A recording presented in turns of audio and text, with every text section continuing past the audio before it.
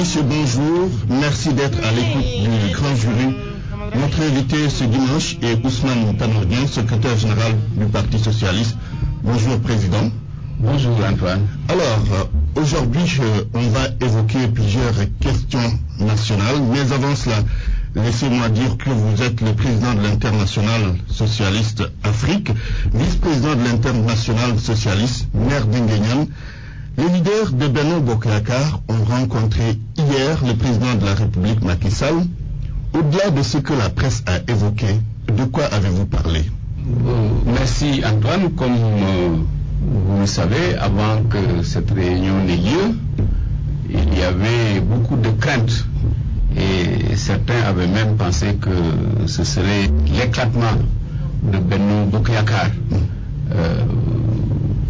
Mais je crois que la réunion que nous avons eue, la rencontre que nous avons eue avec Macky Sall, présidée par le président Macky Sall, a prouvé que nous étions suffisamment responsables et nous savions ce que représentait Benno Bokk Yakaar. C'est une expérience inédite en Afrique et que c'était important pour la stabilité de notre pays. Et c'est pourquoi ça a été d'abord un moment de retrouvailles. Je crois que c'est pour la première fois depuis 2012, depuis mars 2012, que tous les leaders se sont rencontrés en séance plénière. Il y a même eu des nouveaux arrivants, ce qui a fait que je crois qu'on n'était pas loin d'une centaine de partis à nous rencontrer et à échanger sur la situation du pays et à affirmer dès le départ par le président lui-même son ancrage dans Benno Bokk Yakaar, la nécessité de conserver et de consolider Benno Bokk Yakaar. Et le président lui-même et tous nous avons reconnu qu'il y a eu une léthargie, qu'il y a un manque de concertation. Et c'est ça qui était à la source du problème. Parce que si les membres d'une coalition ne se rencontrent pas, ne se voient pas, ne discutent pas, n'échangent pas, mais il est normal qu'il y ait des malentendus, qu'il y ait des frustrations, et justement il fallait dissiper ces malentendus et ces frustrations. Et ce qui était le plus important donc, a été fait, et le président a pu lui-même, Macky Sall, reconnaître la part de tort qui lui revient et la part de tort qui revient à chacun d'entre nous, parce que c'est pas lui, Benno Bokk Yakaar, et s'engager à rectifier le tir pour que nous puissions, à partir du moment où nous avons un siège qui est aujourd'hui équipé, nous rencontrer régulièrement au niveau des leaders, ensuite maintenant des plénipotentiaires et de toutes les structures qui devront le faire. Mais ça, on va le faire dans le cadre d'un séminaire qui aura lieu d'ici un mois à peu près pour pouvoir discuter et approfondir tout cela. Alors, vous avez longtemps attendu quand même pour relancer Benno Bokk Yakaar, 2 ans et demi après l'accession du président Macky Sall au pouvoir.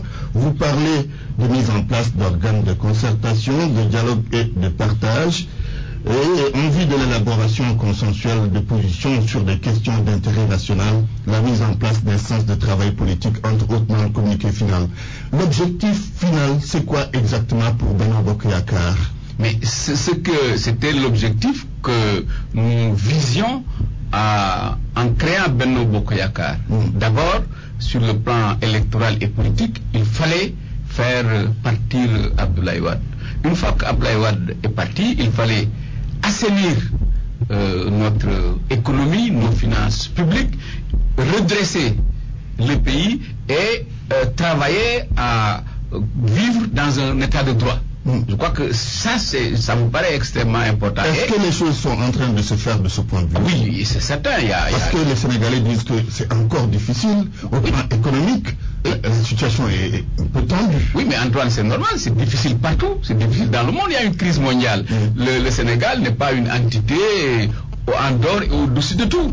Donc la crise qui frappe le monde dans son ensemble ne peut pas épargner le Sénégal. Mais je crois qu'avec les moyens limités que nous avons, nous en sortons, parce que des mesures courageuses sont en train d'être prises et qui sont tout à fait remarquables et qui ont commencé dès que le président Macky Sall et la coalition qui l'accompagne sont arrivés au pouvoir concernant la réduction du prix des denrées de première nécessité, le prix des loyers, les mesures qui sont prises au niveau de la fiscalité et l'adoption du plan Sénégal émergent. Je crois que tout ça, c'est des choses qui sont importantes et il y en a bien sûr beaucoup d'autres, tout ce qui a été fait dans le domaine de l'agriculture. Donc des choses importantes avaient été faites, des pas décisifs dans la bonne direction. Ça, c'est maintenant, n'empêche, il y a des difficultés, il y a encore des difficultés liées à la situation nouvelle. La crise s'est aggravée, les problèmes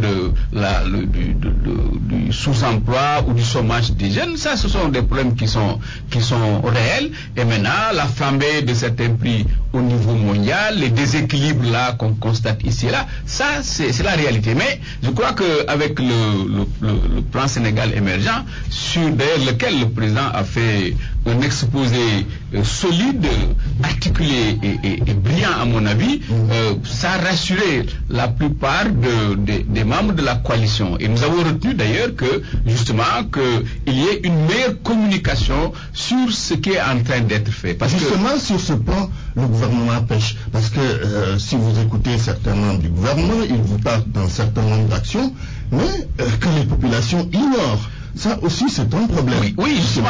Oui, le problème, c'est qu'il y a des choses importantes, à mon avis, bonnes, que le président a déclinées, et que les populations ignorent. Que même certains d'entre nous ignoraient, ou que pour lesquels certains d'entre nous n'avaient pas l'ensemble des éléments. Donc il y a un véritable problème de communication. Ce qui est fait au niveau de l'éducation, ce qui est fait au niveau de l'énergie, ce qui est fait au niveau de l'agriculture, ce qui est envisagé au niveau des infrastructures, avec un calendrier et des actions datées et chiffrées. Ça, c'est extrêmement important. Et cet exposé devra faire l'objet d'un document qui va être élaboré par le gouvernement, accompagné d'un livre blanc. Parce que je crois qu'on n'a pas insisté suffisamment lorsque nous arrivions sur la situation catastrophique dans laquelle on a trouvé ce pays-là. Parce que si on avait insisté sur ça, je crois que certains aujourd'hui ne bomberaient pas le torse. Mais il n'est pas trop tard pour bien faire. Je pense qu'il faut aujourd'hui que, du point de vue de la communication, en partant de ce qui est vrai, parce que ce n'est pas la peine de dire aux populations sénégalaises des choses qui ne sont pas vraies, parce qu'elles vivent une certaine réalité. Mais si on leur indique ce qui est en train d'être fait, comment c'est décliné, selon quel calendrier, selon quel agenda, moi je suis persuadé que certains comprendront, et on ne peut pas, il y a une impatience légitime des populations qui s'attendaient à ce que, non pas du jour au lendemain, tout soit changé, mais que ce changement aille plus vite. Mais quand on essaie de changer et que la conjoncture elle-même ne favorise pas ce changement, évidemment ça devient plus difficile. Et je crois que parler vrai aux populations est essentiel.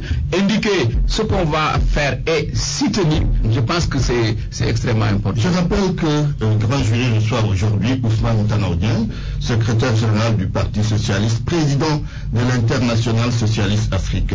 Alors, au moment où vous rencontriez hier le président Macky Sall, les relations entre certains alliés de Benno Bokk Yakaar, comme le PS et l'APR, sont marquées ces temps-ci par un échange de propos pas très amical, pour ne pas dire d'attaque entre alliés.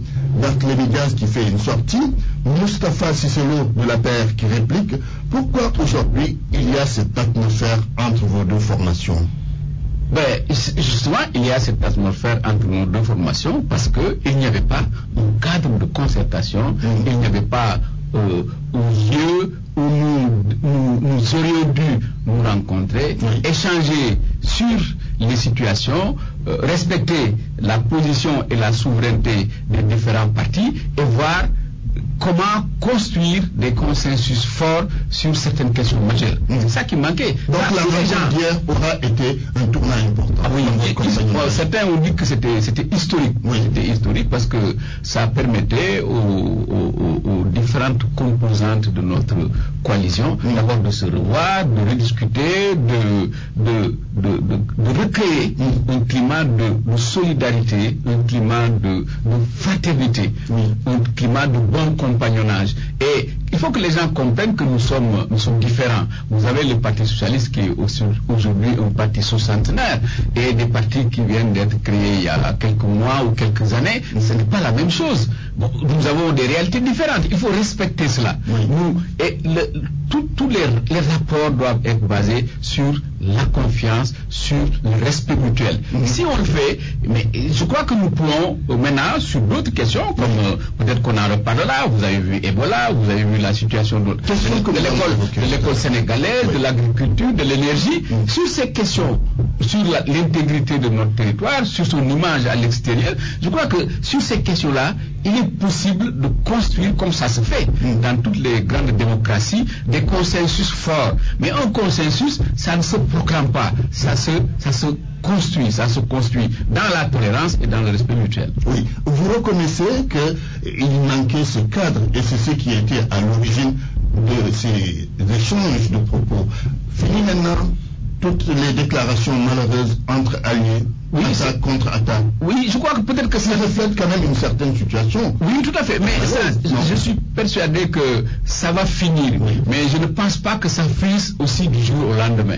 Mais lorsque nous commencerons à avoir, comme nous l'avons retenu, d'abord un séminaire organisé avec nos plénipotentiaires, et nos plénipotentiaires, nous ferons un rapport sur la périodicité des rencontres que nous aurons, sur les questions dont nous allons discuter, la manière de nous-mêmes, de nous mettre un peu à niveau. Parce que je crois qu'il faut faire preuve d'humilité. Toutes ces questions qui sont des questions relatives à la mise en œuvre du PSE sont des questions techniques, difficiles. On peut en avoir une certaine culture, mais pour avoir maintenant pour en connaître les réalités, il faut quand même que ceux qui sont chargés de la mise en œuvre de ce PSE par secteur, projet par projet, viennent discuter avec le cadre politique que nous avions. Parce que on avait un cadre, d'abord au niveau du gouvernement. Je crois que tout le monde remarque qu'il y a la solidarité, la loyauté des différents ministres au président de la République qui les a nommés. Il y a ensuite au niveau du Parlement, là aussi c'est un groupe qui a fait preuve de cohésion face aux questions dont il devait discuter. Ce qu'il manquait, c'est le chapeau politique.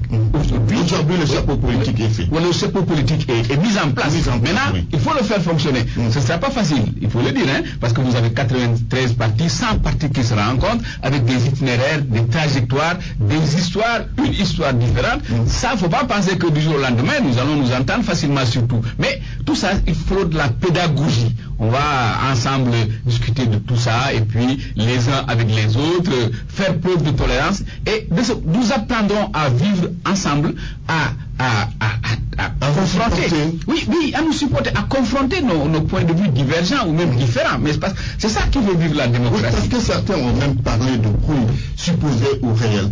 Cette situation, est-ce que ça n'augurait pas de futures ruptures entre certains alliés et le président Macky Sall? Oui, mais certains l'ont prévu, mais vous savez, moi je rencontre périodiquement le président Macky Sall, je discute avec lui, il fait preuve de beaucoup de modestie, je ne dis pas d'humilité, parce que le président Senghor préférait la modestie à l'humilité, enfin, bon, mais je dis que je le rencontre souvent, on échange sur certaines questions, et il a une grande capacité d'écoute et une certaine honnêteté intellectuelle. Et ça, c'est important. Je pense que si maintenant ces rencontres qui se faisaient un peu comme on l'a reproché en aparté, si maintenant ça se fait dans un cadre plénier, je pense que les choses vont évoluer. Mais, une fois de plus, à la base, c'est créer un climat de confiance d'une part, et d'autre part, se respecter mutuellement. Si ces deux conditions sont remplies, le reste, ça va venir progressivement.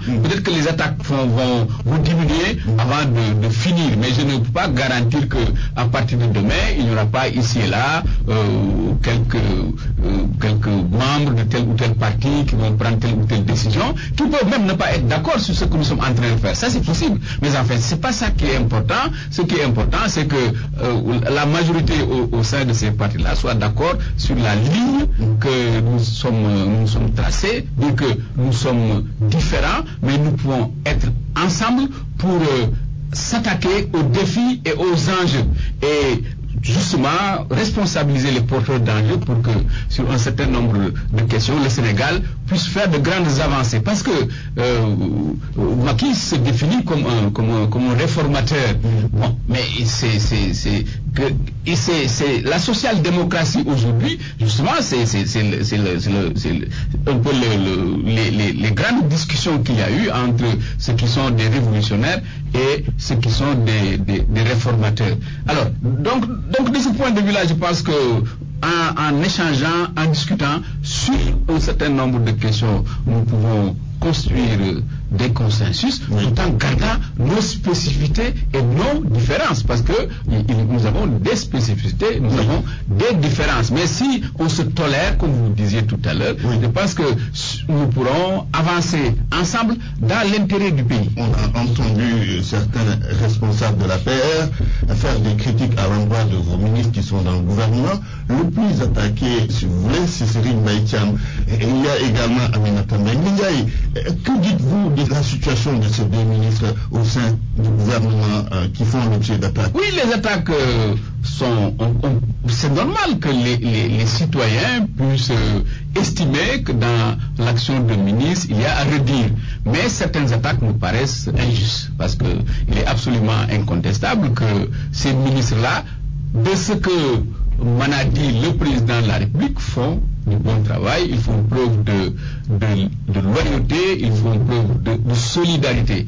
Et je ne suis pas sûr que si il y avait à la tête de ce pays un socialiste, il pourrait faire plus et mieux qu'ils l'ont fait. C'est ça qui est le plus important. Parce que nous, on nous a, socialistes, éduqués dans la loyauté, dans la solidarité, et ce sont des ministres compétents. Maintenant, que certains Sénégalais puissent avoir un point de vue différent du mien et de certains Sénégalais sur ce que font ces ministres, moi je le conçois. Mais beaucoup d'attaques qui sont faites contre Serigne Mbaye Thiam me paraissent, notamment lui, me paraissent injustes, parce que il prend justement des mesures de rupture. Les mesures de rupture font toujours mal. Et vous l'encouragez à aller dans ce sens? Oui, je l'encourage à aller dans ce sens, à persister. Maintenant, je pense qu'il faut aussi que lui, il tienne compte des critiques qui peuvent lui être faites par les uns et les autres, et qui sont des critiques justes. Je crois que c'est ça l'honnêteté aussi. Quand on fait des critiques, il faut voir dans ce qu'on vous dit ce qui est acceptable et ce qui ne l'est pas. Il faut surtout, moi je lui conseille de toujours discuter et d'échanger. Discuter en amont pour nourrir sa réflexion avant de prendre une décision. Une fois que la décision est prise, discuter, se concerter pour la mettre en œuvre. Une fois qu'on la met en œuvre, il faut, au cours de cette mise en œuvre, avoir un cadre de suivi avec les acteurs. On ne peut pas faire fonctionner un département, un secteur sans l'appui, sans le soutien des acteurs. Les soutiens des acteurs, il faut discuter pour l'avoir. Et c'est un garçon que c'est suffisamment intelligent pour tenir compte de cela. Et de ce point de vue-là, je ne désespère pas, moi, que pour même ce problème qu'il y a pour la rentrée des classes, que ça puisse être réglé. Les uns et les autres, ils travaillent, en parlent, jouent un rôle, sans même que les uns et les autres le sachent. De sorte que même l'appui qui est apporté à ce gouvernement-là, il y a beaucoup d'entre nous qui y travaillent, mais ils n'ont pas besoin d'aller à la radio, dans les médias, pour dire ce qu'ils font. Vous, personnellement, vous faites beaucoup de choses. Je suis sûr que vous travaillez beaucoup auprès du président Macky Sall sur certaines questions sans pour autant le dire. Sur quoi exactement? Mais surtout, moi je suis... La diplomatie. Je suis engagé, je ne suis pas dans l'opposition, je suis dans une coalition, et cette coalition a élu Macky Sall. Il vous écoute beaucoup, le président Macky Sall. Sa réussite sera la nôtre. Donc nous voulons qu'il réussisse. Parce que je suppose même que ceux qui sont dans l'opposition ne souhaitent pas que Macky échoue, parce que si Macky échoue, ça va être la catastrophe pour le pays. Donc nous qui sommes dans sa coalition, nous travaillons, mais nous avons nos méthodes. Il ne s'agit pas d'entrer dans des polémiques et les invectives, de sorte à créer un climat conflictuel. Moi, je préfère le compromis au conflit. Alors, et je crois que toutes les questions dont on discute sérieusement, on doit pouvoir trouver des je ne demande même pas, mais il y a beaucoup de choses que je fais, je n'en informe même pas le président parce que je ne le fais pas pour lui, je le fais pour le pays. Je le fais pour l'engagement que j'ai pris justement de travailler pour que le mandat de Macky Sall soit un mandat dans lequel il aura réussi un certain nombre de choses dans l'intérêt du pays. Parce que toutes ces choses qu'il est en train de faire, en tout cas l'essentiel, c'était des engagements. La traque de biens mal acquis, c'était un engagement. Nous avions tous dit que ça c'est important pour que nous puissions nous-mêmes nous engager, que celui d'entre nous qui serait aux responsabilités travaillerait à traquer les biens mal acquis en respectant le droit de la défense, la présomption d'innocence, en respectant l'indépendance de la justice. Là, on est dans cette position-là. Mais on ne peut pas, après avoir dit tout ce qu'on a dit aujourd'hui, dire simplement parce que les choses...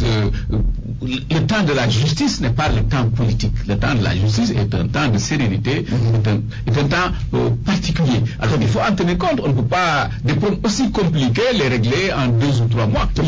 Il est vrai que maintenant, du point de vue de la communication, ça a été une grosse erreur d'avoir indiqué il y a quelques 6 mois qu'il y aurait 1 milliard d'euros, 600 et quelques milliards. Non, parce que si vous partez de 600 milliards pour devenir à 200, à 150, à 50 milliards, on dit bon, donc ce n'est pas significatif. Alors qu'en réalité, même si c'est 2 milliards, 3 milliards, 4 milliards, 5 milliards de biens mal acquis, c'est des biens mal acquis. En ce moment-là, il y a une différence de degré, mais il n'y a pas une différence de nature. Je crois que de ce point de vue, là aussi, les Sénégalais doivent faire preuve de patience, doivent faire preuve pour comprendre que ce que nous sommes en train de faire est difficile, ce que ce gouvernement est en train de faire est difficile. Le gouvernement aussi doit le comprendre. Quand on fait des choses difficiles, on est critiqué. Il ne faut pas être frileux. Il faut accepter les critiques. Et faire face, et continuer droit dans ses bottes quand on sait qu'on travaille pour son pays. Je crois que si on fait, chaque fois qu'il y a un contre-feu, maintenant on recule, on dévie, mais on n'arrivera à rien. Très bien. Ousmane Tanor Dieng dans le grand jury. Alors, on est quand même à 28 mois de la présidentielle de 2017. Est-ce que l'heure n'est pas venue pour le Parti socialiste de se déterminer s'il aura un candidat ou pas? Non, c'est pas le moment. C'est pas le moment pour le Parti. Vous allez attendre quand pour le faire? Parce que je reviens sur les principes de base. Parce que pour nous, il n'est pas bon d'installer un pays dans une campagne électorale permanente. Nous sommes aujourd'hui exactement à mi-mandat. Exactement à mi-mandat. Je pense que on vient de clôturer le cycle, de fermer le cycle élection présidentielle, législative, locale. Maintenant, mais quand même, travaillons au moins un peu pour un peu, c'est-à-dire que travaillons aujourd'hui, travaillons un peu. Un peu ne s'adresse pas au temps, mais s'adresse au plan Sénégal émergent, par exemple. Aujourd'hui, je crois que d'ici 1 an, ce qui doit être l'essentiel pour nous, c'est de voir les choses sortir de terre en ce qui concerne le plan, l'opération riz, disons, ou l'initiative riz. 1,6 million tonnes de riz padi correspondant à peu près à 1 million de tonnes de riz blanc. Mais si ça on le réussit, comme on le souhaite l'année prochaine ou l'année qui suit, mais ça va être quelque chose d'extraordinaire. C'est peut-être 200 milliards d'économies sur le plan des devises. Et si à même moment on avance dans ce qui est prévu pour les infrastructures, ce qui est prévu pour l'université, les 2 universités de Diamniadio et de Kaolack, mais c'est ça qui est important pour, même si aider Macky Sall pour qu'il ait un autre. C'est ça qui est le plus important, c'est pas de continuer à s'invectiver, à s'injurer, ça ne change rien, sinon ça crée un mauvais climat. Et pour nous donc, revenir sur cette question, c'est pas le moment.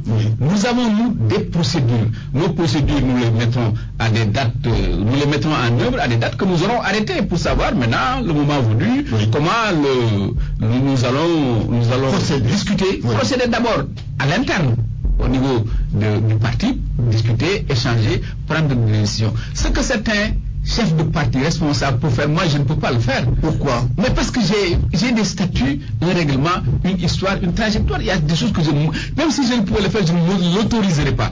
Et les textes ne me le permettent pas. Moi je ne peux pas me lever demain et je suis dans la rue là, venir engager le parti. Oui, mais vous n'allez pas nous dire que le vieux parti n'aura pas de candidat en 2017, c'est que Barthélémy Diaz assimilerait à une insulte. Mais ça, ce que je veux dire, c'est que de tout ça, le parti décidera le moment venu, seront les procédures prévues par nos textes. Parce que c'est ça le problème. S'avancer sur ces questions-là, aujourd'hui ne présente pas d'intérêt. Ce n'est pas d'actualité. Le moment venu, nous en parlerons, nous prendrons une décision au niveau de notre parti, nous discuterons avec notre coalition, mais quand même, il faut quand même se souvenir de ce qui s'est passé. Ce qui s'est passé avant 2012, c'était quoi? Mais la coalition qui était là, s'était rencontrée, a discuté, a échangé pour savoir comment nous irions aux prochaines élections. Et différents points de vue ont été exprimés et on a pris les points de vue majoritaires. Pour notre coalition aussi, c'est ça la bonne méthode de travail. Mais essayer de forcer les choses, ça ne sert à rien parce que nous, ça ne peut pas nous imposer des choses sur lesquelles nous ne sommes pas d'accord et que nous n'avons pas prévu. Nous les ferons comme nous les avons prévus. Oui, selon certaines indiscrétions, il existerait un accord entre Ousmane Tanor Dieng et Khalifa Sall, accord selon lequel vous restez à la tête du parti, mais que Khalifa devienne le candidat du parti. Faux, totalement faux, totalement faux. Moi, je ne suis pas un homme de deal. Ce que je fais, je le fais publiquement. Et je n'ai pas, moi, le droit, ni même les compétences, ni les attributions pour engager le parti dans telle ou telle direction. Ce qui va être décidé le sera comme l'a été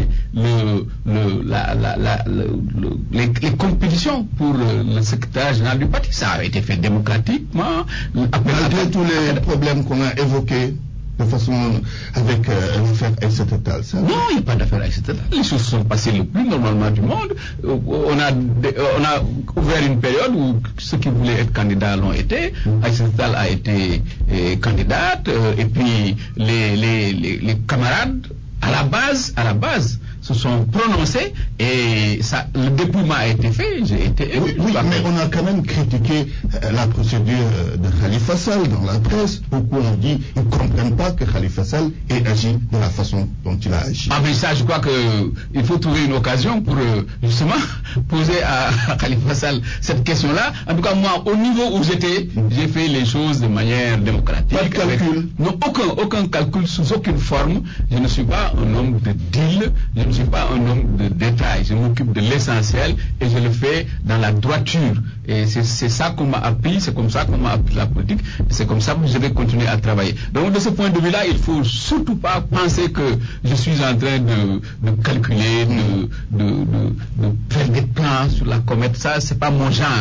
Je vous dis, je suis lié par des textes, les statuts et le règlement intérieur du parti, il va être mis en œuvre. Moi, je comprends parfaitement. Moi, je suis un homme de compromis et de synthèse. C'est comme ça que je suis fait. Bon, il y a des gens qui ne sont pas faits comme ça, qui pensent que c'est par l'agitation et par les emportements qu'on trouvera des solutions aux questions. Je crois que ce n'est pas. Vous avez des nouvelles de Aïssata Tall Sall depuis ce congrès? Bien sûr, je suis avec intérêt tout ce qui est en train d'être fait. Je suis avec intérêt tout ce qui est en train d'être fait, non seulement chez Aïssata Tall Sall, mais aussi à Kerbaka. À Kerbaka, il ne faut pas oublier. Elle dit qu'elle n'a pas été soutenue par son parti lors des dernières locales. Mais vous savez, particulièrement vous. Mais il y a eu plus important. C'est pas ce qui est important, c'est pas moi-même, ma personne. Mais le parti a fait des communiqués.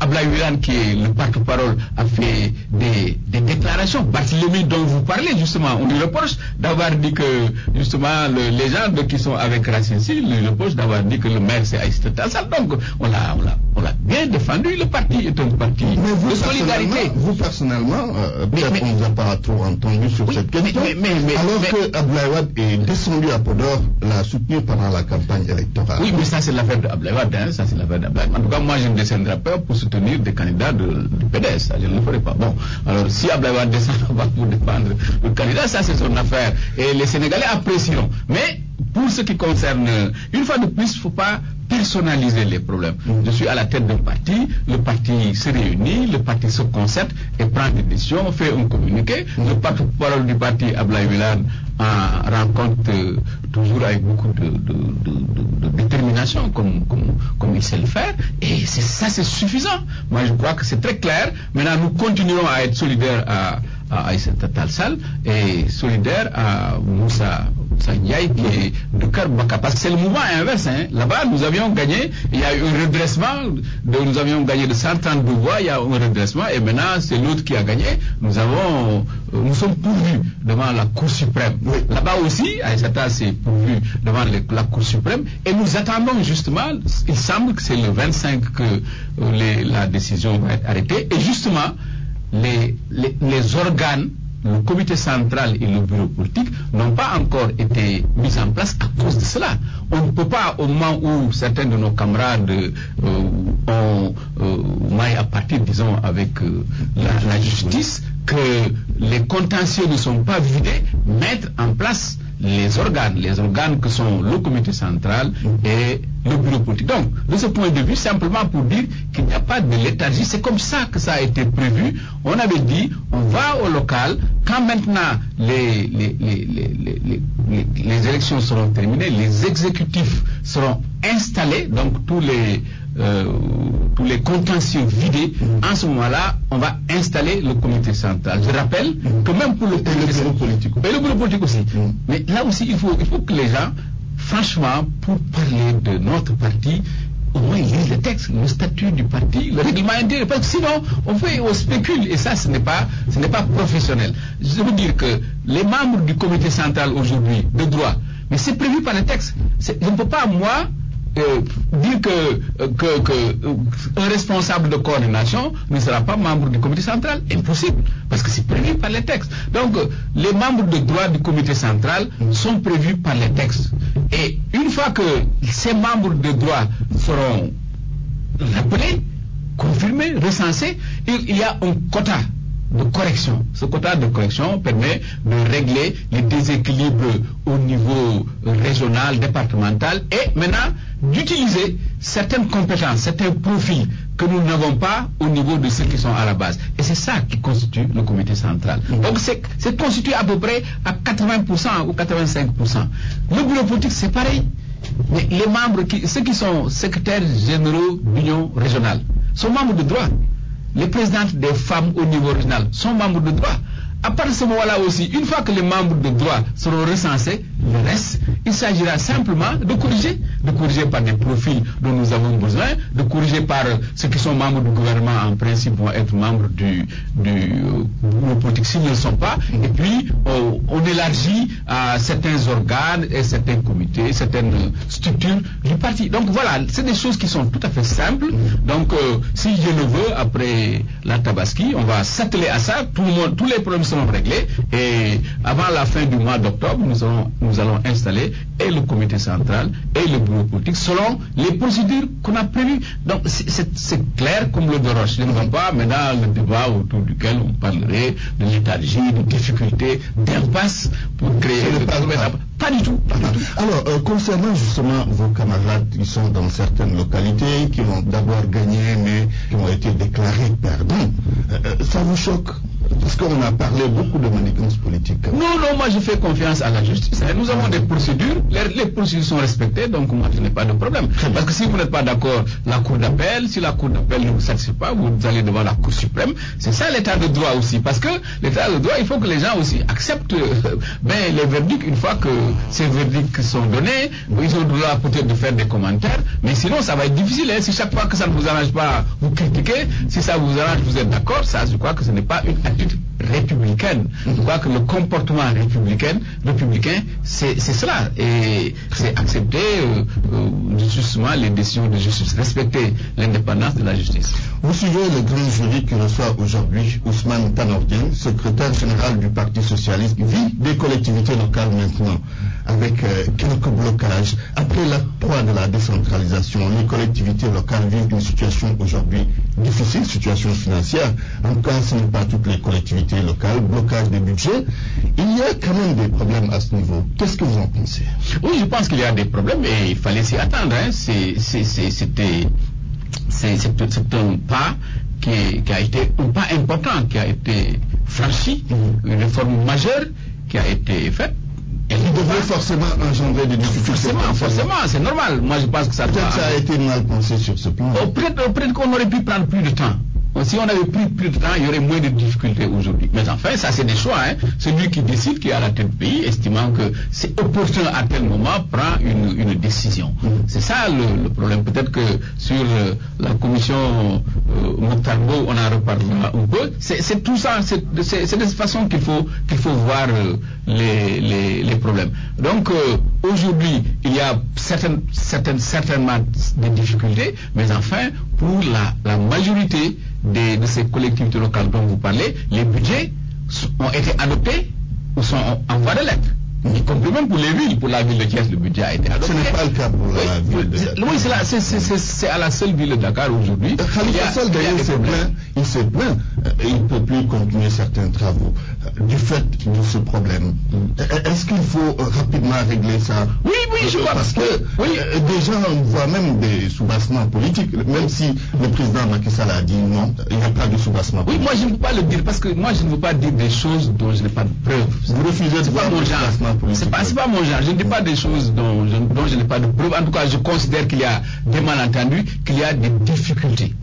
Qu'il faut entre Khalifa et le président. Non, de difficultés nées de la situation. Et c'est pourquoi moi-même j'ai indiqué, et c'est ce que j'ai dit déjà, je l'avais dit ici dans votre studio, c'est avec Mamoudou Ibra Kane, que et ça je l'ai répété, je l'ai dit à Khalifa Sall, je l'ai dit au président Macky Sall. Il faut qu'il se parle. Oui, parce que le président Macky Sall est le président de la République. Il doit parler avec s'il le pouvait, tous les Sénégalais en privé ou en public, il doit parler avec tous les Sénégalais, ceux qui l'ont élu comme ceux qui ne sont pas élus, ceux qui sont avec lui dans la coalition comme l'opposition. Parce que c'est ça aussi être président de la République. Il y a un dialogue entre le pouvoir et l'opposition, il y a un dialogue au sein de la coalition. Et il se trouve maintenant que dans toutes les démocraties quand même, le maire de la capitale est associé à un certain nombre de manifestations. Il a un statut en tant que maire de la capitale. La mairie de Dakar quand même, c'est pas la mairie de Nguyen. C'est ça la réalité. La mairie que vous dirigez. Oui, que je dirige. Oui. Donc ça c'est la réalité. Et c'est pourquoi moi je suggère que celui, Khalifa Sall, qui est le maire de Dakar, et le président Macky Sall puissent se parler, c'est le président de la République qui doit prendre l'initiative. Pour dire quoi exactement? Attendez que je termine un peu, je déroule mon idée. Je dis que c'est le président de la République qui doit l'appeler, le convoquer, il va partir bien sûr parce que c'est un Sénégalais, donc si le président a besoin de lui parler, pour qu'il s'explique, pour qu'il n'y ait pas de malentendu, parce que vous avez entendu le président Macky Sall indiquer à la rencontre que tout ça n'est pas inexact, il n'y a rien contre la mairie de Dakar. Si de l'autre côté, l'autre estime qu'il y a quelque chose, il faut qu'ils en parlent. Une fois qu'ils en parleront, bon, même s'ils ont des points de vue différents sur cette question-là, mais au moins ils en auront parlé. Et c'est ça qui me paraît normal. Et une fois de plus, et ça je l'ai dit, c'est pas maintenant, hein, je l'ai dit, lorsqu'il y avait la question du mur, ici, dans votre studio, j'ai dit que pour régler ce problème, oui, il faudrait que le président de la République appelle Khalifa Sall et qu'ils discutent, qu'ils échangent, d'autant plus que c'est de vieux amis, c'est pas des gens qui se connaissent pas, hein. Oui, mais monsieur le secrétaire général, au-delà des symboles que vous avez évoqués, Khalifa, maire de Dakar, Macky Sall, président de la République, est-ce que réellement il n'y a pas de problème entre les deux? Parce qu'à chaque fois, l'affaire du mur, il faut qu'ils se parlent. Oui. Aujourd'hui, collectivité locale, il faut qu'ils se parlent. Oui, mais il n'y a pas de problème réellement entre les deux. Mais il se peut qu'il y ait d'ailleurs des problèmes objectifs, hein. C'est pas dire, il se peut qu'il y ait des problèmes, pas des problèmes supposés, mais des problèmes objectifs. Mais s'il y a des problèmes, quelle est la meilleure manière d'en parler? le dialogue. Il y a un, ou bien on s'affronte, on s'attaque dans la presse, ou bien on se rencontre, on en discute, on les évoque pour savoir est-ce que nous avons le même entendement, la même perception de ce qui arrive, de ce qui est en train d'être fait. Et chacun donne son point de vue. Moi, je pense que ça grandirait le président de la République de le faire. Tous les citoyens qui sont dans certaines difficultés, le rôle du président de la République est de les appeler, de parler avec eux. C'est comme ça que les questions doivent être abordées. Mais il ne s'agit pas de créer une dualité. J'ai entendu des gens dire oui, qu'on crée une dualité. Ça n'a pas de sens. Khalifa Sall sait très bien que Macky Sall est le président de la République. Ça représente une institution. Oui. Mais Macky Sall doit savoir aussi que Khalifa Sall est le maire de Dakar. Vous avez parlé aux deux hommes. Oui, j'ai parlé avec le président Macky Sall. Et puis il y a longtemps de cela. Et qu'est-ce qu'ils ont dit? En tout cas, Khalifa Sall, qui est dans notre parti, chargé de la vie politique, est tout à fait disponible pour aller répondre à Macky Sall. Et puis, je ne vois pas de raison. Macky Sall ne m'a pas dit qu'il ne le ferait pas. Mais en tout cas, je lui ai suggéré, il y a longtemps de cela, avant même qu'on en arrive là, avant même qu'on arrive dans cette situation-là. Et j'en profite pour rappeler que si, à l'époque, on avait mis en place ce qu'on est en train de faire dans le cadre de Benno Bokk Yakaar, si avant ça, avant les élections, on avait mis en place toutes ces structures et eu tous ces contacts, peut-être que les choses ne se seraient pas déroulées comme ça. Très bien. Alors, on va parler d'autre chose, si vous le voulez bien. Réforme institutionnelle, on a encore parlé de ça cette semaine. Mais les propositions de la CNRI n'ont pas été toutes acceptées par le président Macky Sall, notamment le cumul de chefs de parti et de chefs d'État. Le président Macky Sall ne veut pas non plus de régime parlementaire. Commentaire, c'est que je suis un peu étonné que de l'ensemble du projet, qu'on ne retienne que ces deux questions qui ne sont pas essentielles. Je ne pense pas que pour la démocratie sénégalaise, la question du régime parlementaire et la question de l'incompatibilité du poste de chef de parti et de chef d'État soit l'essentiel. Je ne le pense pas. Et moi ça j'ai eu l'occasion de le dire au niveau des assises. Ça ne me semble pas essentiel. Je pense qu'il y a d'autres questions qui sont beaucoup plus importantes pour notre démocratie. Et c'est autour de ces questions-là qu'il faut construire un consensus. Lesquelles? C'est-à-dire d'abord la séparation des pouvoirs. Il n'y a pas de démocratie sans séparation des pouvoirs. L'équilibre des pouvoirs, création de contre-pouvoirs, indépendance de la justice, rôle déterminant du Parlement. Moi, je crois que si autour de questions comme celle-là, on construit un consensus, et c'est plus important que de continuer à insister sur la compatibilité, l'incompatibilité entre chef de parti et chef d'État, parce que de ce point de vue-là, quand même, il faut reconnaître que dès le départ, Macky a dit et constamment dit qu'il était opposé à ça. Il y a des gens qui sont favorables à cela, il y a des gens qui sont opposés à cela. Il faut le mettre de côté. La question du régime parlementaire aussi, pareil, d'ailleurs, on n'a jamais dit que le régime qui allait être mis en place est un régime de type parlementaire. Donc ça, ce n'est pas un consensus. Et enfin, maintenant aussi, l'autre chose qu'il faut retenir, c'est que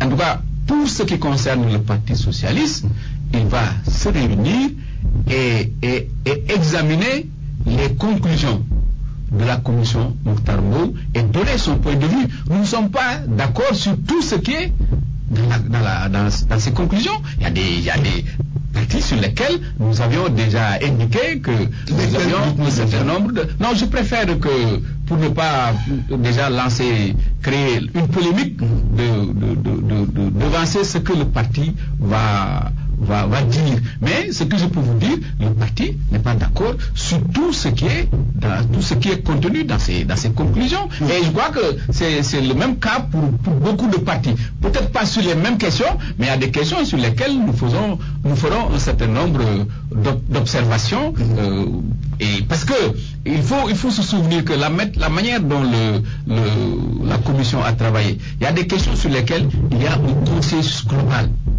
Il y a des questions sur lesquelles une majorité s'est dégagée, il y a des questions sur lesquelles un désaccord s'est dégagé au niveau des consultations de la commission.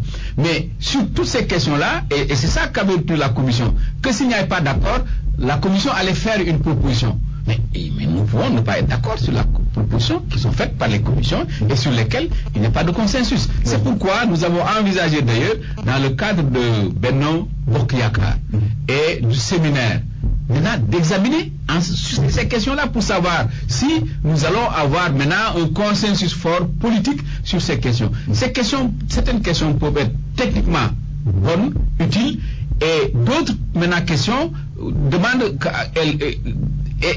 dont la mise en œuvre peut relever de manque d'opportunité. Donc voilà un peu comment ces questions-là nous allons les... Mais de toute façon, ces questions-là, ces conclusions-là doivent être examinées par les politiques et la société civile pour maintenant enfin donner pour construire un consensus. Oui, et justement, vous dites que ce n'est pas le plus essentiel dans les réformes proposées par la CNRI, chef de parti, chef d'État. Régime parlementaire, oui. Oui, prenons le cas de quelqu'un qui est chef de parti et chef d'État. Est-ce que quelque part ce n'est pas gênant? Ça ne fait pas confusion de genre? Puisque vous-même, vous avez été le premier secrétaire du Parti Socialiste, Abdou Diouf président du parti, mais vous gériez à l'époque les affaires du parti au quotidien. Oui, mais Antoine, si vous voulez que je vous dise ce que je pense, c'est que même dans cette affaire, il y a une part d'hypocrisie, parce qu'en réalité, le président de la République, qui a été élu, porté par un parti, même s'il n'est pas le leader de ce parti-là, il va continuer en réalité à diriger ce parti-là. C'est ça la réalité, dans les faits. Oui. Mais vous croyez que le Parti Socialiste... Il va tirer les ficelles? Mais on va forcément, celui qui dirige le parti, qui l'a mis là-bas, va forcément venir le voir. Chaque fois qu'il y a une décision importante à prendre, vous croyez qu'il va laisser le parti-là aller dans tous les sens, voter comme il veut, donner... Non, c'est ça la réalité. De sorte que, à la limite, ce débat-là ne nous paraît pas fondamental, parce que dans le fond, pour la forme, il y a une différence, c'est vrai, on n'est pas chef de parti, bon, mais dans le fond,